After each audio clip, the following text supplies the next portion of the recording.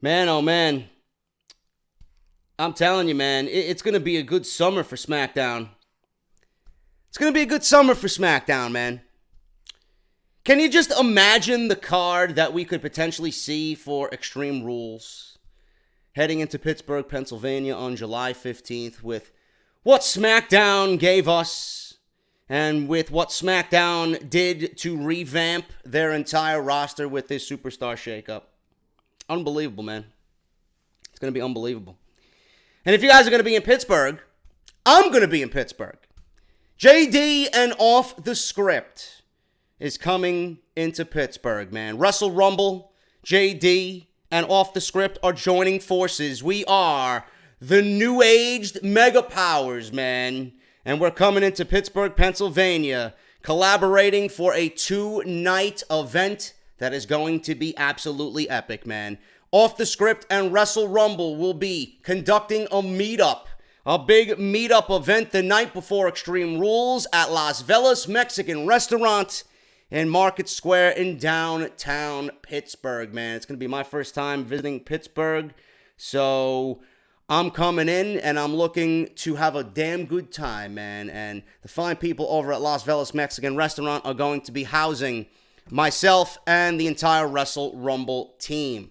There's going to be Off the Script menu specials. There's going to be drink specials. And we're going to give two of you the great opportunity to sit down with me and share a Guinness at dinner, man. That's going to be amazing. We can talk about WWE. We could talk about anything you guys want, man.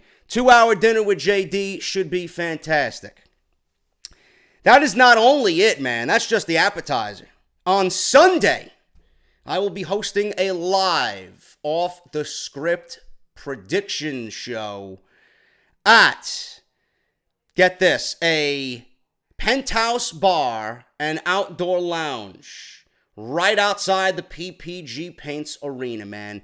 I'm going to be hosting a pre-party with a live Off the Script special prior to Extreme Rules on July 15th at Terrace on 5th, the largest outdoor lounge and penthouse bar in Pittsburgh, Pennsylvania, located on the top floor of Buford's Kitchen, directly across from the PPG Paints Arena, man. Outdoor lounge and penthouse bar. Words that make my heart smile. So if you guys want to share a nice cold Guinness with me, you guys know where I'll be. And this is free to attend. So if you guys are going to be in the Pittsburgh, Pennsylvania area, I highly suggest you come on out and show some support for Off the Script. And we're going to party it up all Extreme Rules weekend, man. So it should be fun. More details to come on this great 2-day event for Extreme Rules weekend. Man, I don't even know where to begin, bro. I really don't even know where to start with this shakeup. You know, normally when I watch, for example, an NXT takeover like we've seen in New Orleans, I'm pretty much speechless on what we seen because it was so damn good. Not really much to criticize about. The bad shows are usually the ones that are easily recorded over the good shows because, you know, you attack a certain something and you rant on it for about 10 to 15 minutes and, you know, there's a nice portion of your video. And for the simple fact that a lot of people like to hear negativity, believe it or not. You know, there are a lot of people out there that like when I rip apart the product for not doing what they need to do or not doing what they should have done. The good shows are a lot more difficult to dissect and really talk about. And this is not one of those instances, man. This is not one of those instances where I sat and I watched and I was blown away by a great WWE program. It's more of I'm blown away at the fact that whoever came up with this shakeup this year completely undermined Monday Night Raw. I'm telling you right now, Monday Night Raw is not the A show anymore. Monday Night Raw is the C show. NXT will always be the A show in my eyes. It's the perfectly booked program on WWE Weekly Television. They have the right pay-per-view formula. We only get 5 or 6 takeovers a year. I love the space in between takeovers. That's the model that I wish was still in effect for WWE. now with the network. We don't really need 12 pay-per-views in the year. WWE could easily follow that formula. I think it gives everybody, a better sense of what is going on, and you're not overexposing the product with meaningless pay-per-views. That's why I've always loved what NXT is doing. Monday Night Raw is the C show. They are the worst of the three. NXT is number 1. SmackDown, easily, by far and away, better than Monday Night Raw. Moves into the number 2 spot. But if we're talking about main roster only and excluding NXT, SmackDown Live is the A show. They are the A show. They are the show that everybody will want to be on because of what happened with this shakeup tonight. My God. I'm looking at this roster right now, and this is a roster. If I am a coach or a general manager for a team, and I'm picking people to put on my team, if I'm picking and I am in charge of choosing whoever I want on my team, I'm looking up and down this SmackDown Live roster, and this closely, not perfect, this pretty much is as close as you can get without being perfect to what I would choose for a wrestling roster if you're talking WWE, man. Unreal.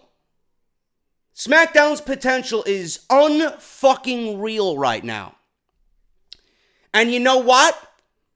I am trying my hardest to not be overly excited and mark out.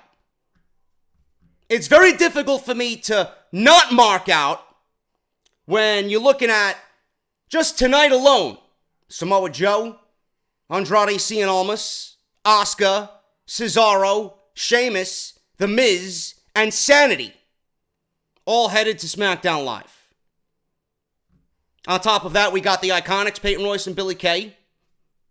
Daniel Bryan's just come back, the number 1 guy in the fucking company, back on SmackDown Live. SmackDown was gifted a number 1 guy out of nowhere after 3 years of him being retired. On top of that, they already got AJ Styles and Shinsuke Nakamura and Randy Orton, Jeff Hardy now on SmackDown Live. What are we watching? What are we watching? This is a damn near perfect roster for a WWE program. I don't know who laid out this shakeup, but clearly they didn't know what the fuck they were doing. While Monday Night Raw has boring vanilla Bobby Lashley and a babyface Bobby Roode, SmackDown Live has Andrade Cien Almas and Samoa Joe, The Miz, Daniel Bryan, The Bar, Asuka, Jeff Hardy, AJ Styles, so on and so forth. I will not mark out. I will not get overly excited because, just like anything in WWE, I have no faith in them. I have absolutely no faith in anything that they do. The one question I want, no matter how good this shakeup was to SmackDown Live, my number 1 question is, was the creative team behind the scenes shaken up? I do not trust this roster with that creative team. I even said it on Twitter. I want to sit here and proclaim to the fucking world that SmackDown Live won this shakeup. But I do want you guys to come to a realization, and I want you guys to come back down to earth while we're all floating on cloud 9 looking at SmackDown Live's great roster. This is the best roster that SmackDown Live has ever had in its history. Let's come down from cloud 9 for just a couple seconds, people. I want you guys to realize that the same creative team that ruined SmackDown Live in 2017 more than likely is still here in 2018. And if they didn't get it right with who they had then, they certainly aren't going to get it right with who they have now. I want to have every fucking fiber of faith that WWE does the right thing. And some of you might be asking yourselves, and some of you might be screaming at your phones or your Androids or your laptops or your fucking tablets, wherever you're watching me, screaming at me, JD, there's no way that they can get this wrong. They would have to be fucking blithering idiots to get this creative wrong with this amount of talent. Really? Really now? You wouldn't put it past these people to get it wrong? These are the same fucking people that booked Braun Strowman and his tag team partner with a fucking 10-year-old.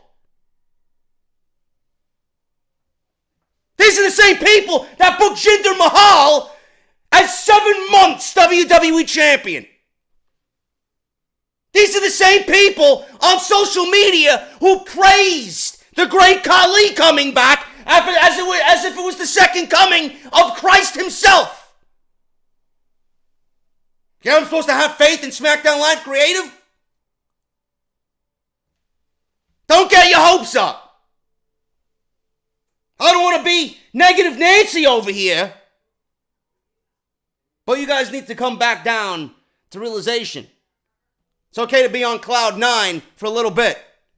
But when you wake up tomorrow and you go about your daily business and you get ready for the weekend and we go into another week of WWE television and WWE is continuing the same old shit on SmackDown Live and they're not pushing Andrade Cien Almas and they're not pushing Samoa Joe and sanity is being buried on SmackDown Live. I'm going to sit here and I'm going to tell you guys, well, why don't you go back to the Superstar Shakeup Night 2 video where I covered SmackDown Live and listen to when I told you so. But for at least tonight, we're going to talk about SmackDown Live in a positive way. Because I don't know what the future holds for this brand. I don't know what they have planned for any of these guys, but I do know the opportunity for SmackDown Live to be the best wrestling program on television in 2018 is certainly there. I mean, just with Samoa Joe himself being there. Joe versus Styles, Joe versus Bryan, Joe versus Orton. Take my fucking money. Styles versus Andrade Cien Almas. Daniel Bryan versus Andrade Cien Almas. Randy Orton versus Andrade Cien Almas. Jeff Hardy versus Andrade Cien Almas. Take my fucking money. I mean, how could you fuck that up? And then SmackDown Live has the opportunity to have the best feud of the year carry this show for the remainder of the year. In The Miz and Daniel Bryan. They have a feud that they built up, not knowing if Bryan was ever going to come back. They were gifted Daniel Bryan after 3 years, and now we're going to see a conclusion to the feud. And those two guys, with whatever they started already, could easily anchor this brand. And it definitely presents WWE an opportunity to really make it special. I don't know what else to tell you, man.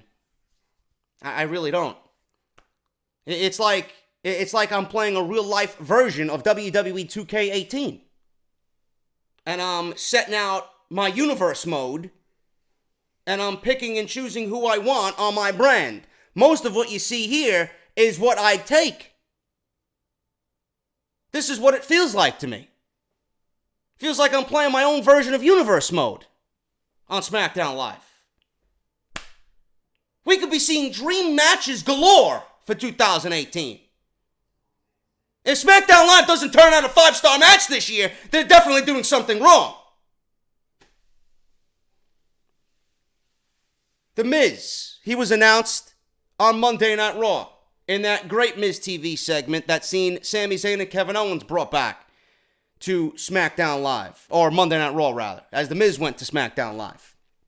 So he was the first one announced on Raw to be moving to SmackDown. Jeff Hardy, we kind of insinuated it last night. About Jeff Hardy possibly moving to SmackDown Live after he won the United States Championship from Jinder Mahal. Because Seth Rollins, a lot of people figured that he wasn't really going to move anywhere because of, or I brought up the idea of, well, he just won the Intercontinental Championship. He is definitely going to be the anchor or one of the anchors on Monday Night Raw.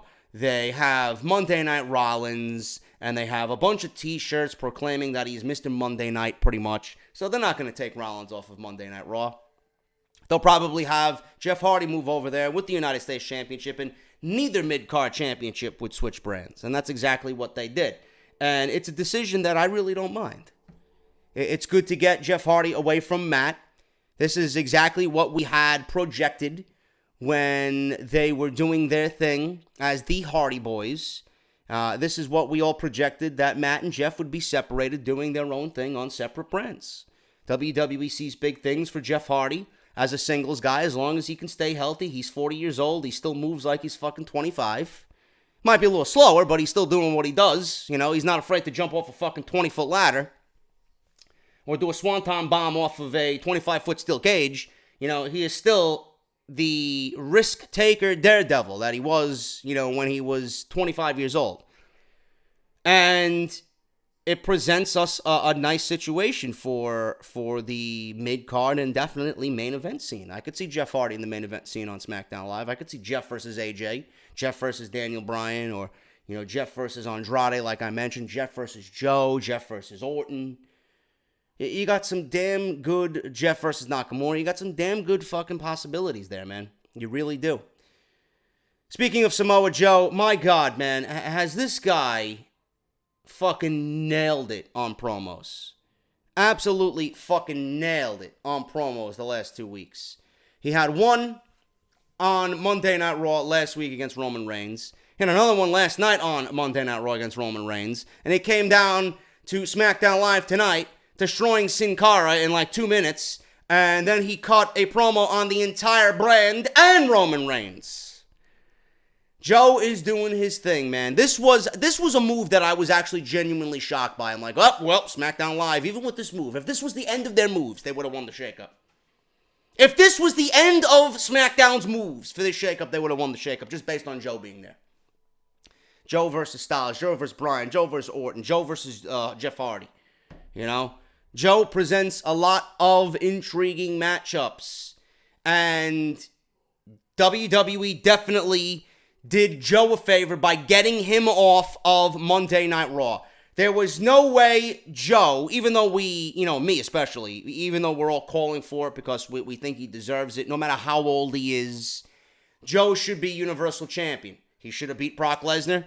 You could have said the same thing about Braun Strowman beating Brock Lesnar. Either one of those men made a great case for beating Brock Lesnar last year at No Mercy and Great Balls of Fire, respectively. But with Roman Reigns being on Monday Night Raw, and you know who knows how long Brock Lesnar is signed, with Bobby Lashley being there, and you know Seth Rollins being there, Braun Strowman probably going to be thrusted into the main event, you know, sooner rather than later. Where is there going to be a spot for Samoa Joe? Realistically, you got to ask yourself that. Where is Joe going to fit into all that?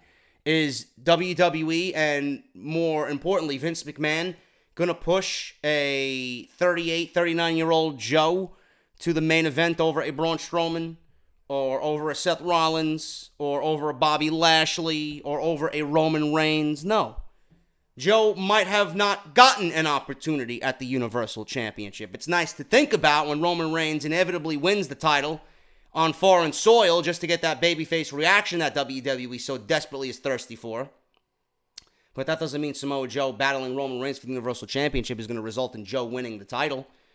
It was nice that he mentioned it tonight, and I loved how he incorporated how he was going to win the Intercontinental Championship at the Greatest Royal Rumble, and he was going to take the Universal title off of Roman Reigns when he's got to pick up the pieces left by Brock Lesnar. Joe proclaimed that he's going to walk into SmackDown Live after the Greatest Royal Rumble, or after Backlash rather, with 2 championships. Now, the one interesting option here is the Intercontinental title and the United States Championship still have a chance to switch shows. Joe could win the Intercontinental Championship. The Miz could win the Intercontinental Championship and bring it back to SmackDown Live. And then Jeff Hardy could drop the United States Championship to Jinder Mahal, and Mahal could take the U.S. title back to Monday Night Raw. But I don't think that's going to happen. I think the titles stay where they are. I think with Jeff Hardy being the United States Champion, he needs to be the United States champion because Randy Orton is due a match for the United States championship. Jeff Hardy is that man. He holds that championship. He's on SmackDown Live. So that makes sense. Now, The Miz is getting a one-on-one match at Backlash against Seth Rollins. Does WWE take The Miz out of this match and make someone else the number one contender? Does Miz, now being that he's a SmackDown guy, relinquish his opportunity for the Intercontinental Championship? Because realistically, if that match was to happen now, it's going to be a SmackDown guy versus a Raw guy. And that goes against the brand split. So I don't know what WWE is doing there. It looks like they didn't think about this completely through. So I do have a concern on that. The Miz right now is scheduled to take on Seth Rollins at Backlash for the Intercontinental Championship, and both are on separate brands. Now, as far as I know, these dual-branded pay-per-views do not mean SmackDown versus Raw superstars. It means that we're going to see a set of SmackDown matches and we're going to see a set of Raw matches, and they're going to combine those matches on one show, kind of giving you a super show feel. It's not going to mean SmackDown Live guys are going to go against Raw guys. No. So I'm very concerned about that. That's the one question that I'm raising to everybody. Does The Miz give up his number one contendership, or does WWE bypass it and say, fuck it? Nobody's going to realize it anyway. But even then, at that point, if the match goes on, it's pretty predictable. It's pretty predictable. If one negative came out of this superstar shakeup with this brand split, it's that some of these matches for the Greatest Royal Rumble and Backlash are overly predictable. Because nobody expects The Miz to beat Seth Rollins at Backlash and take the IC title over to SmackDown Live and have the IC title and the Intercontinental, the IC title and the US title on the same show. So WWE has some thinking to do. I would have The Miz relinquish his shot and give it to somebody else. Give it to somebody else on Monday Night Raw. It's within boundaries to do that. He may have a rematch clause, but he's not on the brand anymore. He's got bigger things to worry about, a.k.a. Daniel Bryan. So I think WWE should give the opportunity to somebody else who is on Monday Night Raw and keep the genuineness of the brand split intact going into Backlash. That's just me. Andrade Cien Almas and Zelena Vega. This may be, depending on who you talk to, this may be the biggest move of the entire shakeup for either brand. This is an unbelievable move, man. This guy, if you don't watch NXT, if you don't know who he is, get ready. He's going to be one of your favorite things. I'm telling you right now, Vega and Almas are going to be your favorite act, or at least one of your favorite acts on the main roster. I guarantee you. Almas is a 5-star match machine. He has the opportunity at any given moment to give you a 5-star fucking classic. That's how good he is. This guy has come from absolutely nothing. He's come from obscurity in NXT. He came from almost fucking quitting the entire WWE itself because of how badly they were booking him. This is the guy I used to call Mr. Strippergram. He looks like he came out dressed as a stripper from Magic Mike, and he was getting ready to pop out of a cake at some bachelorette party. Boy, are those days gone. This is Almas, former NXT champion, who had Johnny Gargano bring, he and Johnny Gargano brought the best out of one another and gave you one of the best matches that WWE has ever produced in its history at NXT TakeOver Philadelphia.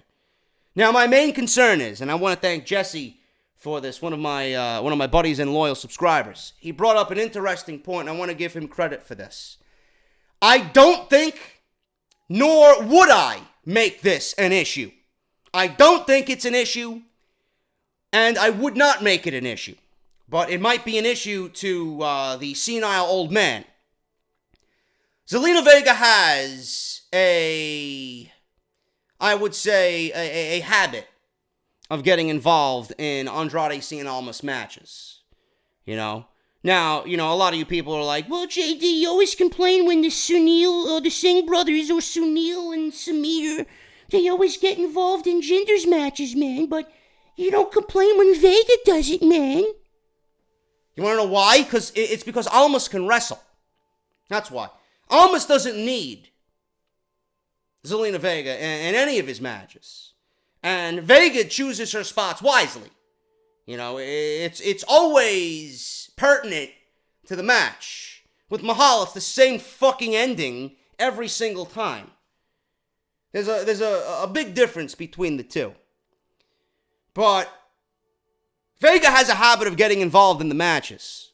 She has a habit of getting involved with the male superstars. She has a habit of Spike Rana-ing certain superstars. Or doing a head scissor takedown. Or getting involved with a cross-body block or something. You know, many times has she, Hurricane Rana'd somebody into the steel steps on NXT. I mean, she did a Spike Hurricane Rana on Aleister Black that made RVD jealous about how Aleister Black sold that motherfucker. At the last TakeOver show. Is Zelena Vega going to be allowed to get into Almas' matches and get mingled in with the men? Now, if I'm booking this thing, absolutely not. But the senile old men might not want to see, women on men action and vice versa. I hope that he doesn't take that little aspect away from their act, because that is definitely what kind of makes them stand out, or at least her stand out, as those, manager types who sometimes get involved, but she actively gets involved sometimes, and it's great to see. Andrade Cien Almas may have been the best move that SmackDown Live did this entire night for the Superstar Shakeup. Asuka! This is something that I expected to happen. I'm glad that it did. What I am worried about is that Charlotte didn't move from SmackDown to Raw. I'm worried that Sasha or Bayley didn't move from Raw to SmackDown. Because I thought of all the women on this show, Becky should have moved to Monday Night Raw, and Sasha should have replaced Becky. At least. Or if you want to do both, Naomi could use a new change of scenery. Put her on Raw and give SmackDown Bayley. I think that would have made SmackDown a little bit too overpowered.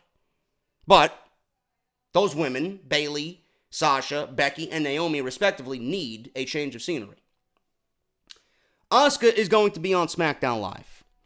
Now, what I see coming out of this, a lot of people are wondering, Sasha needed to be on SmackDown Live. I'm upset. I'm pissed that Sasha Banks is not on SmackDown Live. Listen, I'm disappointed because I think Sasha Banks is one of the more talented females on that entire roster. And I think of all the females, she needed a change of scenery. I wanted her away from Alexa Bliss. I wanted her on SmackDown Live. I would have loved to see Charlotte move to Monday Night Raw because in all likelihood, we all thought that WWE took the title off of Charlotte because they wanted to move her to Raw and put her on the same brand as Ronda Rousey. But WWE, they're working their magic here in different ways. And it might not be that bad because it's all going to lead down to the same road. It's all going to lead down the same road to the same conclusion and the same outcome. With Charlotte staying on SmackDown Live, I have every intention to believe that Charlotte's going to be, once again, the SmackDown Live Women's Champion. I don't think Carmella, after tonight, I'm done with Carmella already after tonight. Whatever she did in the ring with that promo was fucking completely god-awful. She is terrible. She's not fun to watch. She's not believable. She came off as a fucking joke on SmackDown Live tonight. And I really don't give a shit who agrees with me or not. Carmella has nothing about her that speaks champion. I'm sorry. And get her out of that ridiculous fucking outfit. I don't know what the fuck they put her in. That singlet is awful. They took what made her unique with her sweatpants and her tank top and put her in that fucking shit. Awful. Everything about Carmella right now is god-awful. Charlotte ends up beating Carmella for the title again. She overcomes all the odds, and she fights through the Iconics, and she fights through Carmella. She's got Becky and Asuka backing her up. And we could eventually get to see Charlotte and Asuka 2 again, and this time Asuka getting the better of Charlotte. That's going to be towards the end of the year, though. If WWE continues to build Asuka back up, a lot of people have said that, the loss to Charlotte really isn't going to do anything to Asuka if WWE continues to build her up. Which I can see that and I can understand that. But WWE needs to put that plan into action. And again, I don't have faith in them. I want to see it. I want to see it executed. But I don't have faith in WWE to do the right thing.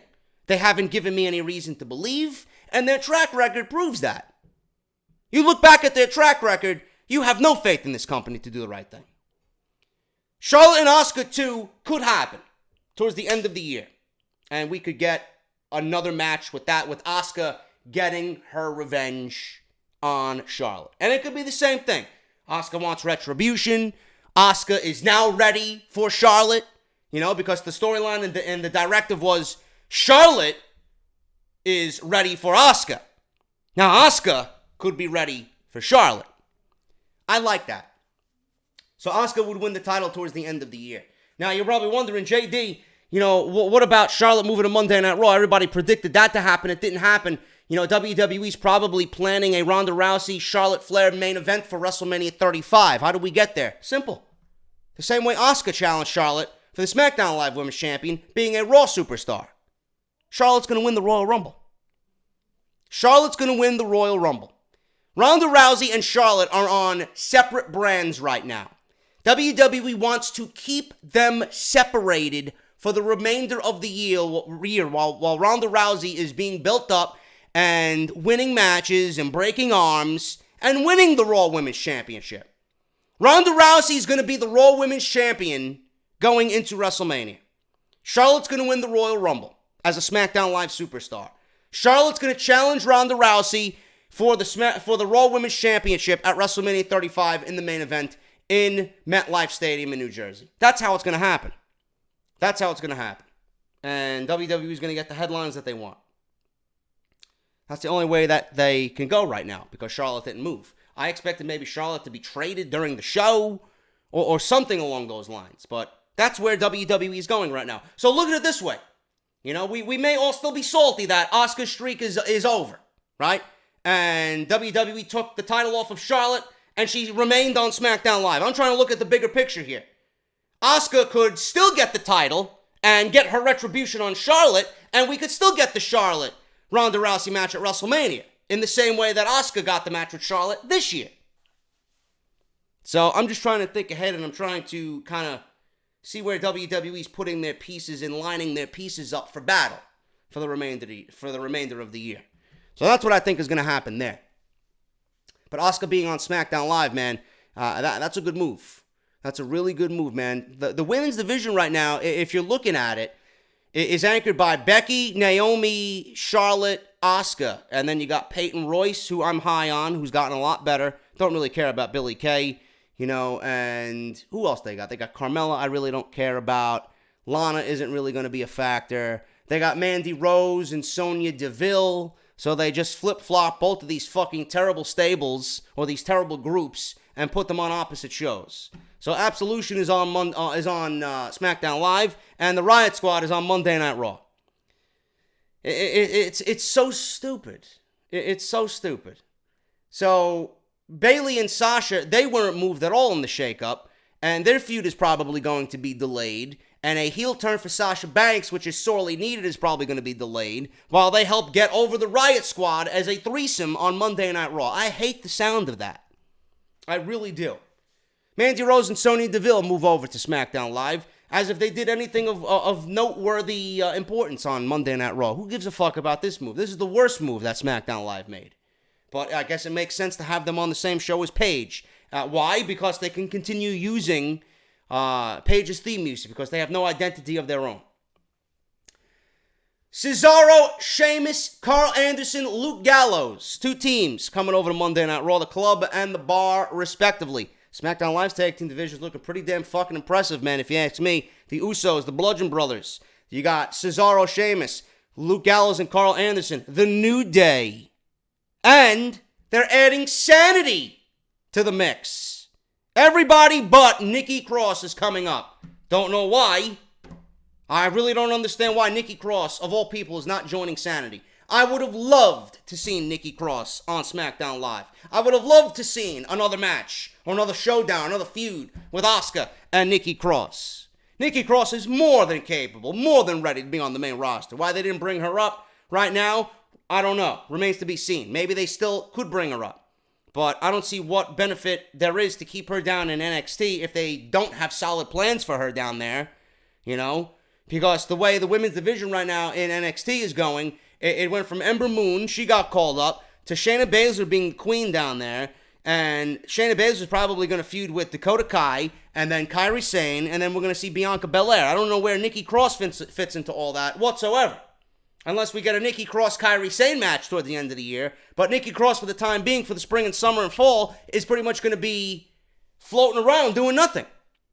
I don't know why you wouldn't bring Nikki Cross to SmackDown Live. I'd love to see Nikki Cross versus Charlotte and Becky and Naomi. She's one of the few female wrestlers that actually looks believable and can fucking go.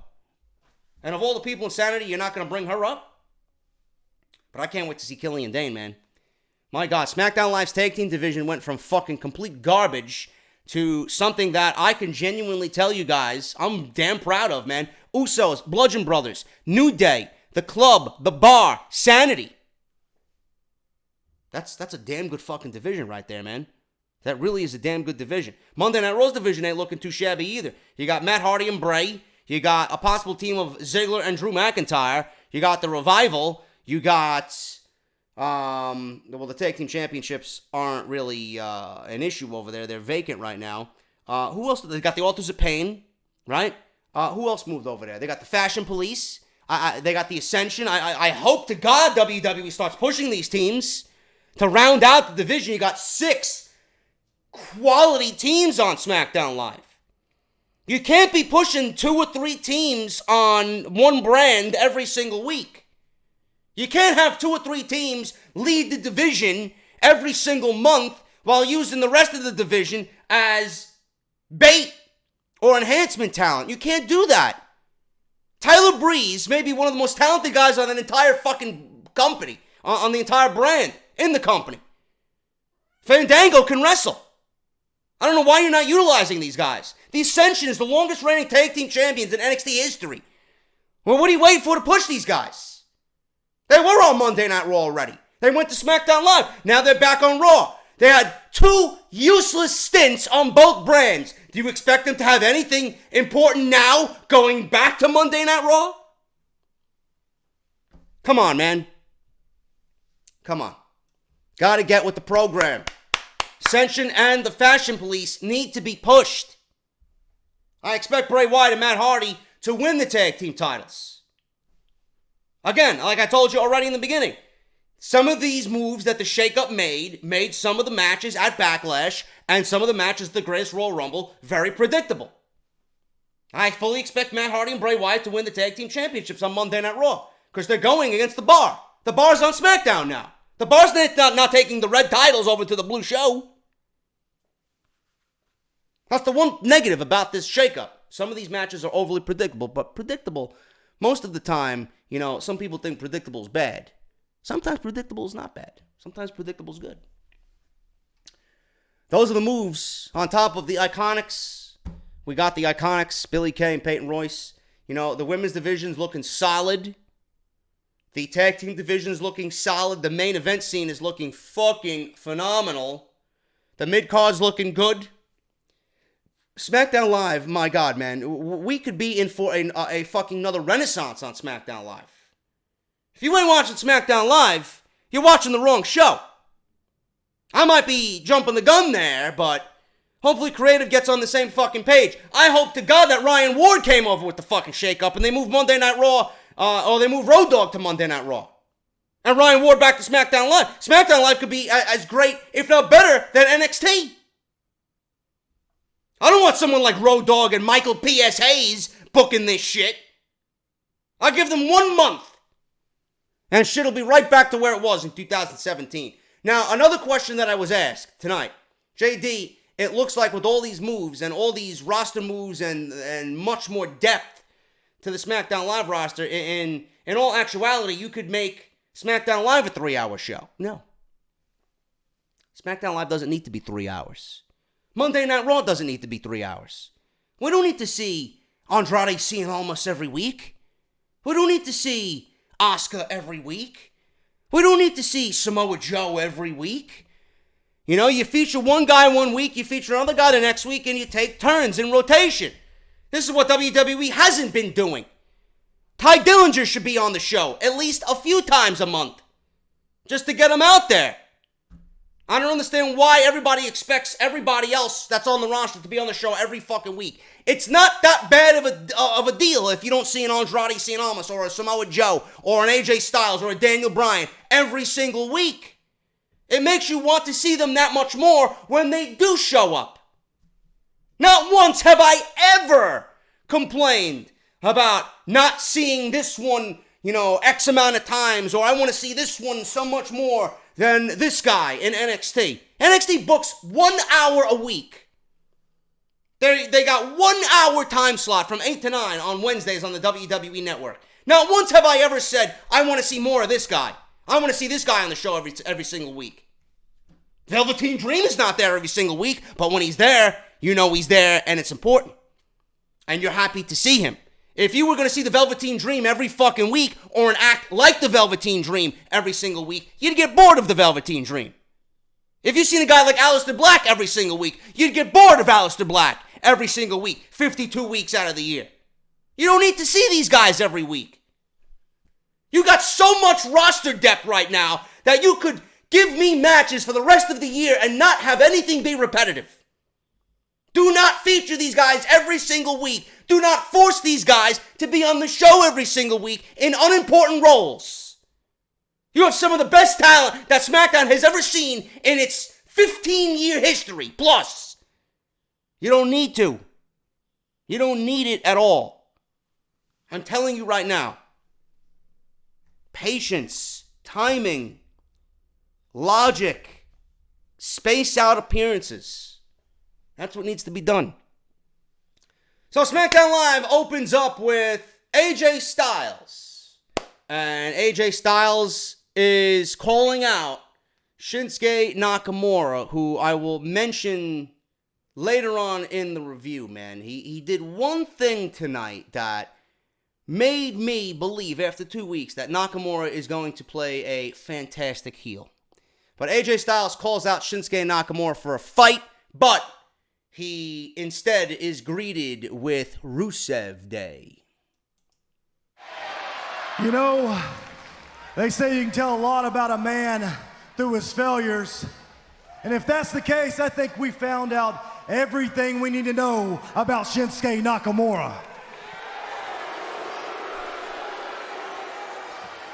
You see, I dreamed about having this match with Shinsuke at WrestleMania. And when it happened, I was successful. He failed. Yeah, so did and the WWE. When he did, he showed his true colors. You see, Shinsuke's not just an artist, he's a con artist. That's what he is. He's not the artist, he's a con artist. I'm not letting it go. Not tonight. In fact, I'm not leaving this ring until I confront Shinsuke Nakamura. Don't worry. I know that all of a sudden Shinsuke, he's forgot how to speak English. But I'm not down here for a conversation. I'm down here for a fight. So Shinsuke, you two-faced coward, get down here and fight me right now.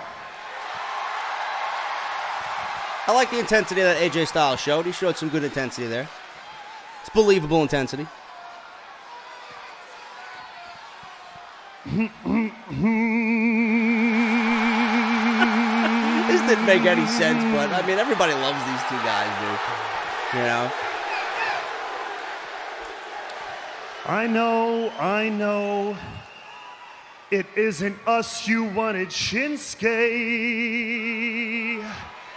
so that you could make him pay. But I'm sorry to say that he's gone away on an anywhere but Providence vacay. Can we have Aiden English just sing that fucking Backlash theme song? But if you want to fight AJ, you can be this lion's prey. Since we're here today, let me take a little survey. Ladies and gentlemen, what day is today? Rusev Day. And the guy is not over. Come on, bro. Well, since it is Rusev Day and Shinsuke Nakamura doesn't have a spine, let's fight right now. Well, Styles wanted a fight, and Rusev is ready to oblige here with Aiden English in tow. So that's how SmackDown Live started off. It didn't start off with a major pick or a major shake-up edition. They started the show off as they normally would, with something that really isn't pertinent to the storyline. They set up something to make the main event for later on in the night. In this instance, AJ wanted Nakamura. Nakamura didn't show up, playing the heel character, who is, not going to confront the babyface. He's going to do it on his own time. So we get Rusev and Aiden English because they're over with the crowd. And that leads into, Daniel Bryan coming in to make the save on AJ because he gets double teamed. The match didn't last long at all with Rusev. And AJ quickly applies a calf crusher on Rusev. Aiden English comes in to cause the quick disqualification, and Daniel Bryan runs out to make the save. Rusev goes out, and English comes in. Fans start chanting, yes. Bryan and AJ stand tall. They clear the ring, and the segment is over. And we get a tag team match made for later on in the evening with, last week being AJ and Daniel Bryan. This week, it's Daniel Bryan and AJ teaming up against Rusev Day. So all that did was just set up the main event for later on in the show. Nothing of importance at all, but obviously, with Shinsuke not making face here or showing face here, obviously we would see him later on in the show. We got our first pick for the SmackDown Live brand in the form of Jeff Hardy. Now, as you guys know, while I was recording my Monday Night Raw review, Chad Gable was split from Shelton Benjamin. So Chad Gable now is on Monday Night Raw. I don't know where he's going to fit on Monday Night Raw. I hope that they give him a decent, solid push, or maybe they get American Alpha back together. I don't know. I don't know. But some of you were mentioning that Chad Gable could definitely go to 205 Live. I'd like to see that. I wouldn't mind seeing Chad Gable on 205 Live, mix it up with a Cedric Alexander or a Buddy Murphy, So that sounds like an intriguing idea, though I doubt that happens. But he is split from Shelton Benjamin. Now, WWE, instead of giving us Shelton Benjamin coming out as the gold standard babyface, everybody loves Shelton Benjamin, WWE's having Shelton Benjamin play a heel role. And he came out and said that he didn't need Chad Gable ever, and that Chad Gable held him back. Last night on Twitter, I said that Chad Gable was an inspirational partner, and I see big things in his future. I would like to add that last night, my Twitter account got hacked. I would never say anything like that. I no longer need Chad Gable. Correction, I never needed Chad Gable. Chad Gable needed me. But enough about Chad. Let's talk about what I need. What I need is the respect that I deserve. What I need are the championship opportunities that I'm owed. What I need is to remind each and every one of you that I'm one of the biggest threats on SmackDown Live. So I had a little chat with Paige in the back and asked her to send me some competition. And I mean big competition. So then, all of a sudden, we get Jeff Hardy coming out, and he interrupts Randy Orton, and we get an impromptu match. Not for the United States Championship, though. We got something that we got 10 years ago. We had Shelton Benjamin and Jeff Hardy in a non-title match. You know, this was very reminiscent of what SmackDown was 10 years ago. In 2018, I felt like we jumped into a fucking time warp on SmackDown Live tonight. So it's amazing to see that these guys can still go. And it's amazing to see that we're getting these guys still in major programs on WWE television after all this time. So Jeff Hardy and Shelton Benjamin had a decent match, man. It's definitely something that I think is going to give SmackDown Live the edge as far as mid-card. But Shelton Benjamin and Jeff Hardy had a damn good match, and Jeff Hardy wins with a swanton bomb off the top rope. He pins Shelton Benjamin in Shelton Benjamin's, comeback parade away from Chad Gable. But I do expect big things for Shelton Benjamin here on SmackDown Live, being that he's away from Chad Gable now. We had Jey Uso versus Luke Harper. So we had this match here, and this is nothing but a stepping stone or a time filler until we get to the Greatest Royal Rumble, in which the Usos will get their rematch against the Bludgeon Brothers for the Tag Team Championship. But this match was very, very quick, man. This match was very quick. We had Jimmy Uso on the outside and Eric Rowan on the outside. Obviously, both men wanted to get involved in the match early on, so they got involved. Luke Harper took advantage of the distraction, and he wins with a huge discus clothesline for the win on Jey Uso. So after the match, Rowan nails a big boot on Jimmy to the floor. They drag Jey out of the ring, and here comes Jimmy with one of the large mallets. He picks up one of the Bludgeon Brothers' hammers, and he's threatening the Bludgeon Brothers with their hammer. They block his offense and send him into the steel ring steps. Rowan and Harper jam Jey back into the apron, and he goes down. Rowan and Harper look to completely destroy Jimmy, and out all of a sudden comes Naomi to save her husband. Now, I don't know why this was needed. I don't know what this does for the Usos as far as their image. But, the Usos want to talk about, it's not paranoia, it's the Usos. And they want to talk about locking everybody up in the Uso penitentiary. You're not going to be locking anybody up if you're going to have your wife come begging for your mercy, for the Bludgeon Brothers not to fucking kill him. Doesn't really speak Uso penitentiary to me. So I don't know what that was with that scene there, but I didn't like it whatsoever. I think it kind of takes away from the image that the Usos have built up greatly for themselves. And I don't want to see Naomi mixed in with her husband. She has nothing to do with them on SmackDown Live. It just didn't make any sense to me. And it's not something that I'm going to sit here and tell you, yeah, it was nice to see, Naomi stick up for her husband. No. The Usos are big boys. They could take care of themselves. They don't need any of this, reality TV, total divas bullshit filtering into the Usos now. Leave the Usos the way that they were. They were rugged. They were tough. They didn't give a fuck. Please, don't stray from that. So we'll see what happens with that. Samoa Joe versus Sin Cara. This match only ended one way, and I'm sure you guys know what that is. And no, Sin Cara did not get anything on Samoa Joe on this night. Samoa Joe wins with a coquina clutch. After the match, Joe takes a microphone. I wish I had the fucking promo, but it's not uploaded to WWE's YouTube channel. Joe takes the mic and says this seems more like the land of handouts instead of the land of opportunities. Joe says everyone has it easy. SmackDown has been coddled and catered, and everyone has been convinced that they are better than they are. Joe says that all changes now because he's here and he's going to get all the opportunities. Joe says he will have the chance to put down your beloved Daniel Bryan. He's going to de-venomize or defang the Viper. And he's going to destroy AJ Styles. Joe says if any of us non-believers look to what he's going to do in Saudi Arabia and Backlash, Joe promises to put Reigns down like the dog that he is for good.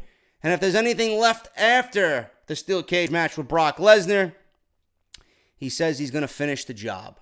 Joe says if Reigns somehow wins against Lesnar, he will take his newly won Intercontinental title that he plans on winning in Saudi Arabia and rip the Universal title off of Reigns' shoulder at Backlash. Joe just cut another scathing promo, spitting fucking truth. And I think people need to start waking up to Samoa Joe, man. I really do. I think Samoa Joe is going to be a huge game changer for SmackDown Live. Renee Young catches up with Daniel Bryan, and she asks why he saved AJ Styles earlier. Bryan says he's proud of the team with AJ tonight because he knows that one day they will fight each other again. Big Cass appears and gets in Bryan's face, which at this point didn't really make any sense to me. But Renee leaves and fans cheer for Big Cass. So at this point we're, under the impression that Big Cass is coming back as a babyface and that absence made the heart grow fonder. But Big Cass mocks Bryan's height and asks if he's really what the fuss is all about. Cass calls Bryan a little man and walks off. What you're about to listen to now is one of the most cringeworthy things that you might hear all year on WWE television. Carmella throws a celebration for her SmackDown Women's title win. I am not just the Princess of Staten Island anymore. From now on, all of you people, you can call me the moonwalking, trash-talking, crown princess of SmackDown Live. It's got such a nice ring to it, don't you think? All I had to do to beat Charlotte Flair was wait for her to be blinded by her own ego. She has a saying.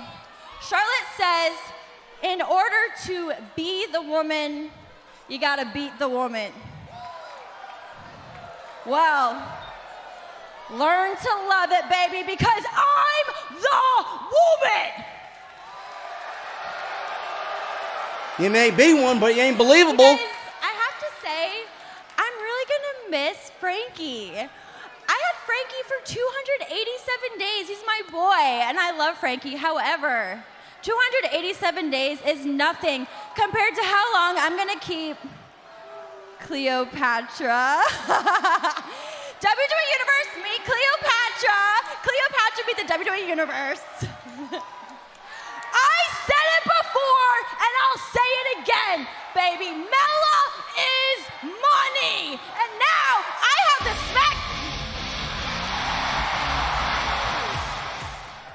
The only reason you had that briefcase was because of that chinless freak. And the only reason you had that successful cash-in was because of Billie Kay and Peyton Royce. But I'm not mad at it. No, listen, Carmella, I'm not mad at it. You want to know why?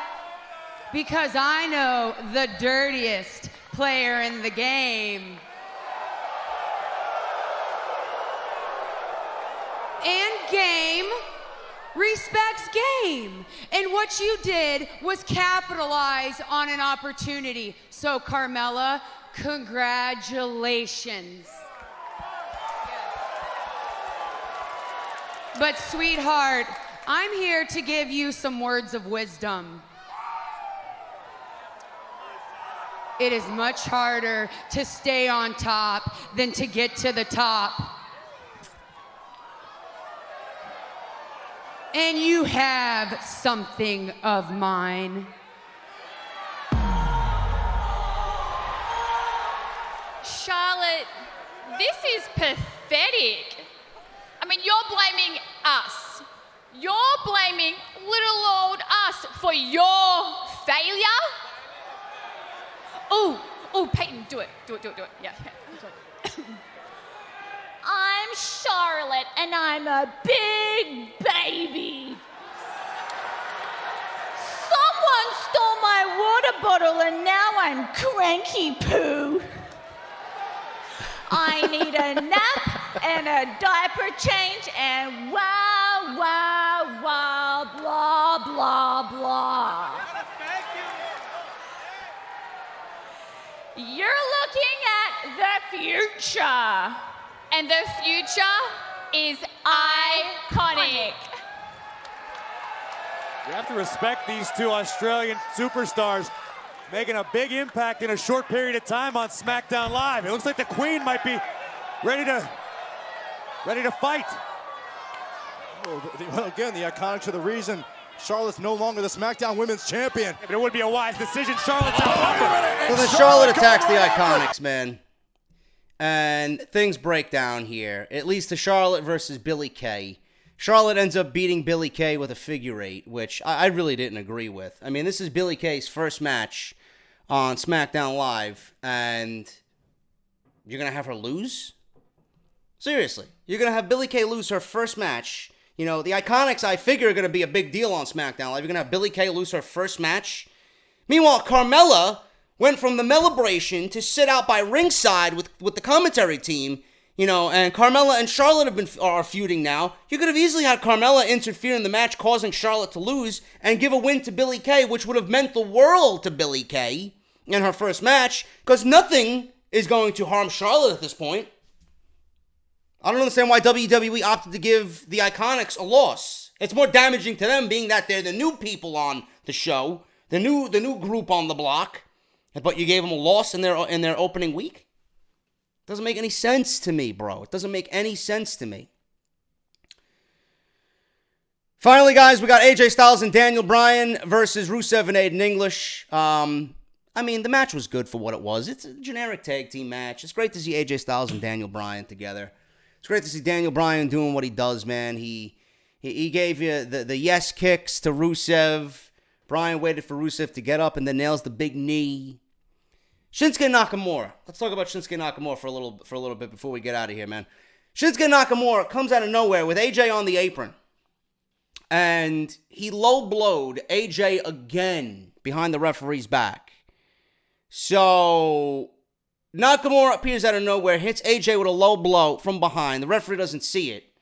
And this led to Big Cass, of all people, hitting the ring and flooring Bryan with a big boot, causing a disqualification. Bryan and Styles win by disqualification because of Big Cass. But Nakamura, again, with another low blow on AJ Styles, man. Nakamura and his facial expressions now, as a heel, are doing him much more favors than they were as a babyface, man. Nakamura, when he delivered the low blow and he backed away from the deed that he just did, the psychotic look on his face was fucking brilliant. And I was looking at Nakamura and Nakamura only because I want to see what he's doing as far as like character movements and facial expressions under this heel role now. He looked great. He looked fucking psychotic. He looked like he didn't give a fuck about anything. And then Renee Young, asked again, what happened? What are you doing? And then Nakamura, again, no speak of English. And he laughed his way up the ramp. I think this heel turn is going to do fucking Nakamura wonders, man. And, with Bryan and Styles being back, Bryan's going to take the role of Nakamura. Nakamura was the other babyface on the show. AJ Styles was accompanying him. Now it's Bryan and Styles, and Nakamura fits into that heel role perfectly. I don't know where Big Cass is going to fit into all this. It just seems to be an odd spot to put him in. But the one thing I kind of understand what they're doing, if WWE had every intention of bringing Big Cass back as a heel, then there's nobody better than Daniel Bryan to get heel heat on. So that's the only thing that I see coming out of that. But I just don't see anything past that and where Big Cass fits into all this.